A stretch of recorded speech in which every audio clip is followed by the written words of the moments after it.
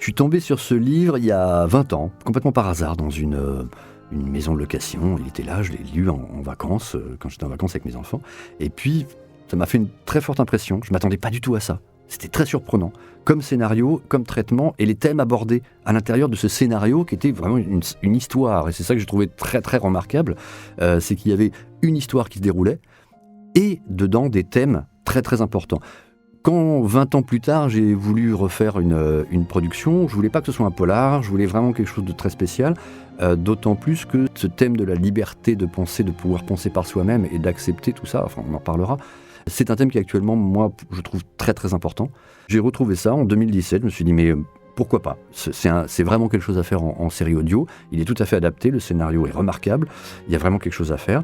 J'ai contacté Eric Emmanuel Schmitt, son agent, et puis il a accepté de nous faire confiance, il a accepté de me faire confiance, et donc on est parti sur cette idée.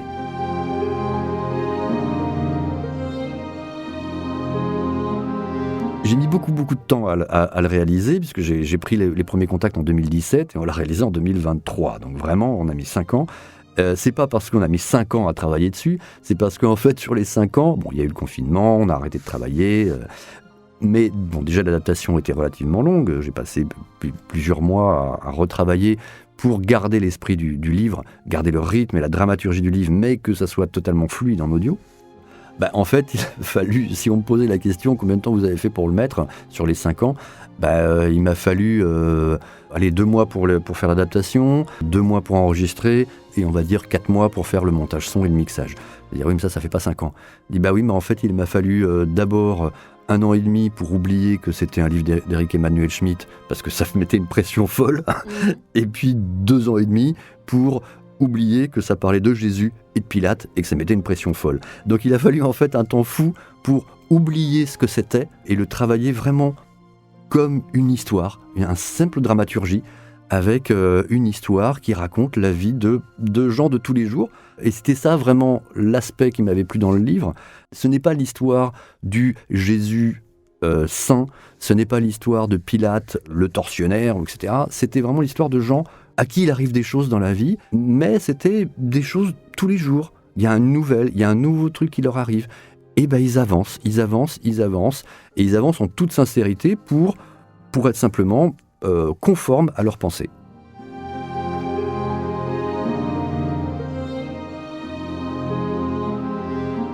Le plus compliqué dans ce projet, ça a été justement de se départir de la partie sacrée que tout le monde connaît, de l'évangile, la partie la passion du Christ, ou la vie du Christ. Ça a été depuis les années 40-50, il y a eu des centaines de péplums, des mises en scène, et il a fallu se départir de tout ça. La musique, la manière de parler qui ont été données dans les péplums et les films saints, etc. Et de se départir de cette partie liturgique et de faire simplement la vie de tous les jours. Donc c'était ça qui a été toujours de trouver, aussi bien au niveau des musiques qu'au niveau de l'interprétation des gens, de trouver avec les comédiens cette manière de parler en gardant le texte, mais en l'oralisant de manière totalement moderne et fluide, de manière à ce qu'on sente que c'est leur vie de tous les jours et c'est comme ça qu'ils parlent, et voilà. Et puis au niveau de la vie de tous les jours, c'était vraiment de placer en audio, et ça j'avoue que le Dolby et le binaural le Dolby Atmos nous ont vraiment aidé à faire ça, c'était de recréer un espace sonore totalement quotidien, c'est-à-dire avec des bruits et des choses et des effets qui font que n'importe quel auditeur comprend immédiatement où on est, parce que ça lui rappelle effectivement un matin à la campagne, ça sonne comme ça. C'était ça la difficulté, c'est de se départir de toute l'imagerie qui existe et de refaire quelque chose de totalement quotidien.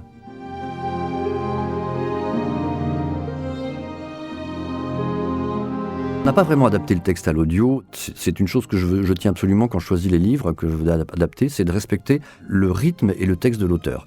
Effectivement, premièrement, une raison financière, c'est-à-dire qu'on a moins de travail d'adaptation. Faire une adaptation, pas forcément du texte, mais faire une adaptation de la réalisation. Il va falloir trouver et comprendre comment l'auteur a rythmé ses paragraphes, a rythmé ses phrases et a rythmé son dialogue. Et ça a été de travailler l'adaptation, pas forcément du texte, mais du rythme, de la dramaturgie, pour qu'au son, on ait cette impression de fluidité qu'il y a dans tout le livre.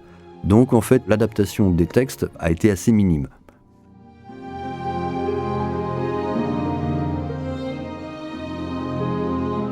Le but effectivement de cette adaptation en série audio, et c'est la manière dont j'aime travailler actuellement et j'aime réaliser, c'est d'apporter le plus possible de réalisme. Et le réalisme ne veut pas dire en matière d'audiovisuel, en matière de... Quand on veut transmettre une émotion, ça ne veut pas dire être le réel, mais donner cette impression de réel. Là, c'est de travailler sur cette manière de créer un réalisme dans l'image mentale de l'auditeur.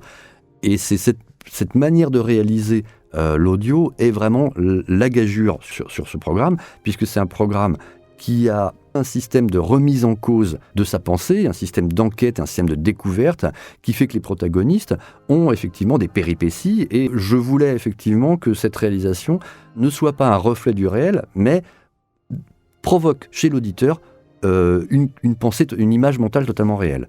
Le Dolby Atmos permet ça, c'est-à-dire d'avoir un espace énorme quand on est en extérieur, d'avoir des espaces beaucoup plus restreints quand on est en intérieur, d'avoir au mixage, ça permet une énorme possibilité d'avoir 2, 3, 4, 5 plans sonores qui provoquent chez l'auditeur une impression immédiate de réalisme, parce qu'il se recrée une image mentale, un lieu.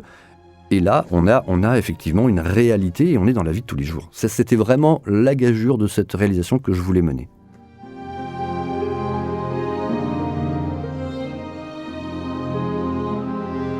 On n'a fait quasiment aucune modification. J'ai fait aucune modification sur l'œuvre de base, quasiment, dans le sens où j'ai gardé totalement la dramaturgie du livre tel qu'il est, en 2 parties. C'est pour ça que je dis qu'il est remarquablement écrit. C'est que il y a une continuité, il y a une fluidité du début à la fin. Il y a la première partie sur Yeshua et son cheminement et une cassure totale avec la deuxième partie où là on a le cheminement de Pilate.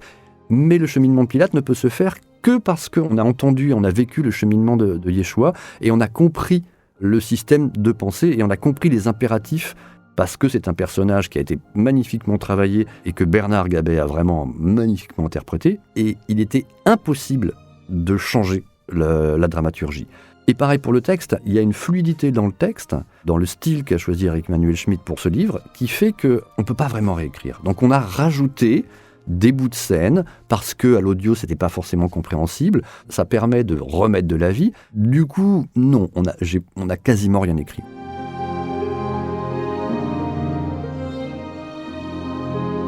C'était un challenge, c'était une gageure de trouver les comédiens. J'ai beaucoup cherché parce que j'avais une idée très précise, j'avais une idée très précise de ce que je voulais entendre et de ce que je voulais comme type d'énergie de jeu.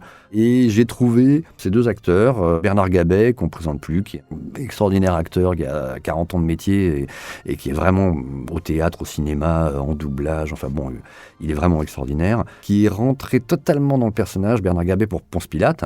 Il fallait qu'il ait cette autorité naturelle quand il parle aux gens, qu'on ne discute pas. Quand il dit quelque chose, personne ne discute. Mais qu'on sente que tout le monde l'aime bien. Et ça, Bernard le tient parfaitement.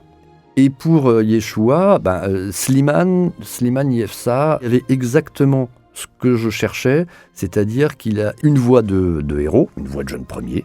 Et j'avais besoin de ça, parce que j'avais besoin qu'on entende que Yeshua était un bel homme. C'est très important parce que ça donne lieu à plein de quiproquos à l'intérieur du scénario. Donc il fallait que dans sa voix, on entende que forcément, quand il arrive dans une pièce, il y a une certaine aura, qui est totalement naturelle, puisqu'on ne va pas jouer sur l'aura de sainteté. Et là, Slimane a cette manière d'interpréter qui, effectivement, que même avec une belle voix, il a toujours cette manière de jouer avec cette fragilité et avec ce monsieur tout le monde qui raconte son histoire. Et c'était ça dont j'avais besoin.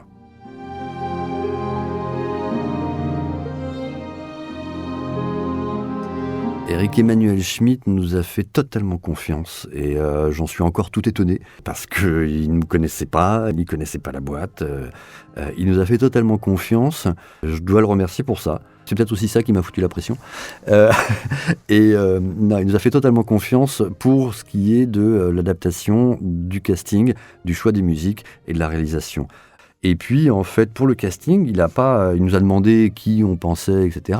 Mais comme je voulais pas prendre des stars, parce que j'avais peur que la manière de jouer, d'interpréter de la star phagocyte le personnage et l'histoire.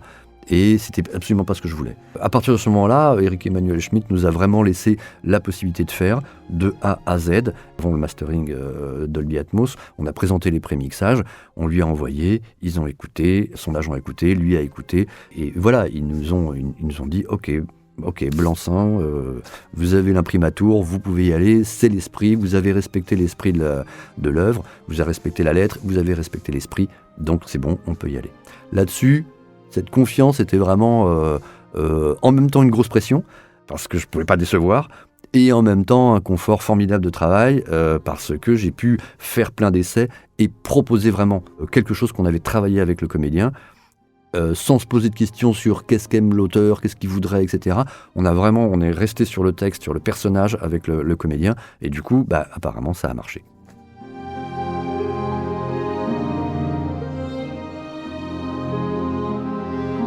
Ce projet, c'est vraiment la première fois que je mets en place avec l'équipe, ce que j'essaye de faire comme réalisation audio.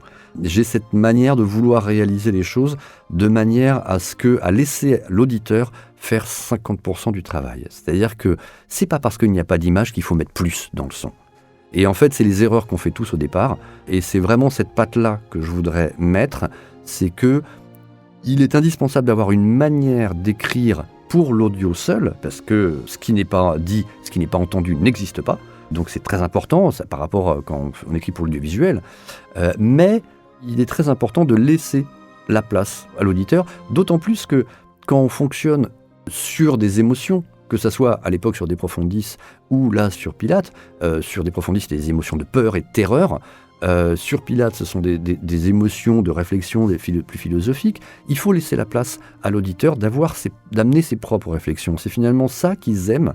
On les emporte dans quelque chose, on les emporte dans un univers, grâce un peu à la technologie du Dolby Atmos qui permet de créer des univers encore plus précis.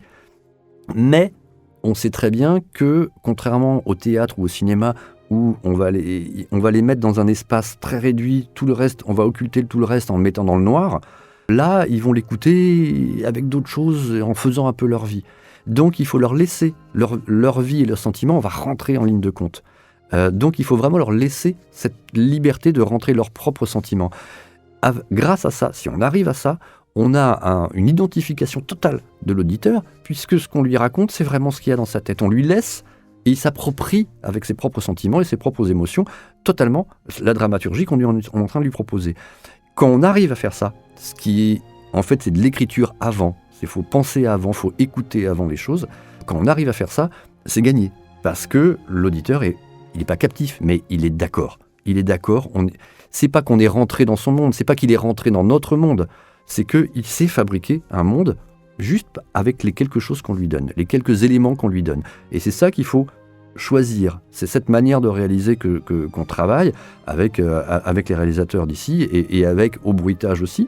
C'est pour ça que je fais en général le bruitage, les follets, les bruitages, etc. C'est en général moi qui les fais, parce que je le pense vraiment comme une partition presque d'orchestre. C'est-à-dire que la musique, le bruitage, les dialogues, le moindre petit bruit, la moindre petite présence, le petit frottement de vêtements, tout ça joue à un moment et donne un mouvement, fait entendre un mouvement, fait entendre une présence et fait entendre une présence physique que l'auditeur va transformer en image mentale. Ça, quand on arrive à faire ça, ça marche. Et il y a des petits moments de magie dans les scènes, parfois, où vraiment ça a fonctionné.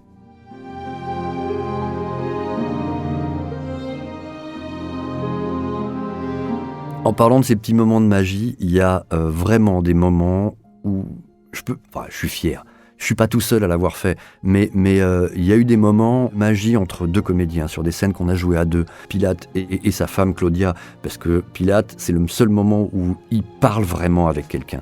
Et on a ce petit moment de magie où on a tout d'un coup cette intimité folle entre Pilate et sa femme, alors qu'on l'a vu pendant 5 heures ou 6 heures se battre contre des idées, contre de la culture, se battre même contre ses anciens maîtres, son ancien précepteur, se révolter, penser. Tout d'un coup, on le voit, il y a un petit moment de magie où on le voit en intimité.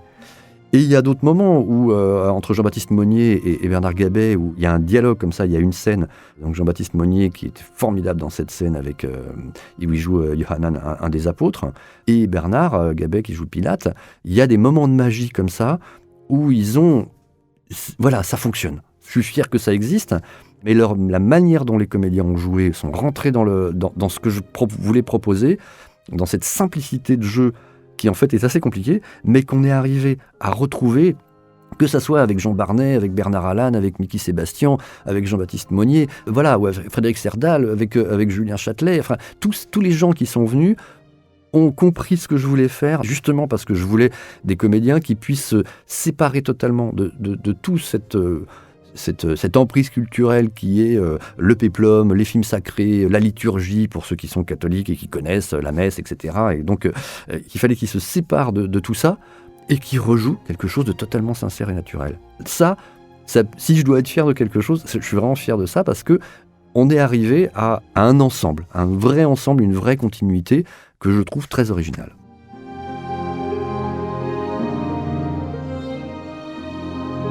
J'ai d'autres projets, effectivement, j'ai d'autres projets en cours. Alors je ne peux pas trop en parler parce que justement ce sont des projets en cours avec des gros éditeurs. Voilà, un truc qui me plaît vraiment beaucoup et qui est un espèce de truc complètement fou, très très très très original. Le livre est très très très original, c'est une série de livres. Après moi de mon côté j'ai aussi d'autres choses que j'aurais envie de faire, mais il y a même des classiques comme Giono ou d'autres qui ont un style d'écriture qui résonne déjà à l'audio, ou alors qui ont une dramaturgie au sein de leurs livres qui fait que c'est d'une fluidité extraordinaire et que ça donnerait des séries audio absolument géniales.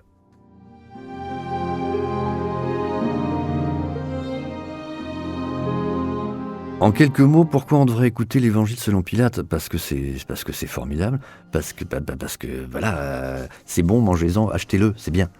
Non, parce que en quelques mots, c'est un thème que je voulais vraiment porter actuellement et diffuser au maximum. C'est ça qui est passionnant dans cette histoire.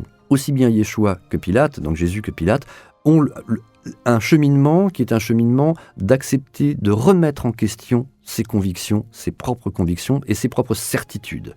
Pas de les mettre forcément en doute, mais de les remettre en question. C'est ça que je trouve très important actuellement à mettre en place et à faire connaître.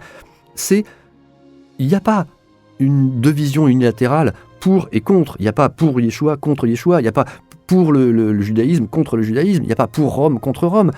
Ces deux personnages sont capables de dire « Et s'il y avait une troisième vision ? Et s'il y avait un troisième aspect que je ne comprends pas bien ?» Et du coup, ces deux personnes-là parviennent à une liberté totale, une liberté de pensée totale, la liberté de la pensée, c'est-à-dire que tout ce qu'ils pensent à partir de ce moment-là est à eux. Ça ne leur a été imposé par personne, puisqu'ils sont capables même de remettre en question ce dont eux sont persuadés. Et ça me paraît extrêmement important. Donc j'espère que ce thème passe. Il est dans le livre, c'est un des thèmes que j'ai repéré dans le livre d'Éric Emmanuel Schmitt. C'était ça qui m'a poussé à vouloir réaliser ça. Et j'espère que ce thème passe et que les gens le comprendront en écoutant. Et c'est pour ça qu'il faut l'écouter. L'Évangile selon Pilate, donc c'est série audio en Dolby Atmos et binaural, 6h30 de programme sur 13 épisodes, disponible chez Audible et les autres plateformes de téléchargement par abonnement à partir du 17 mai.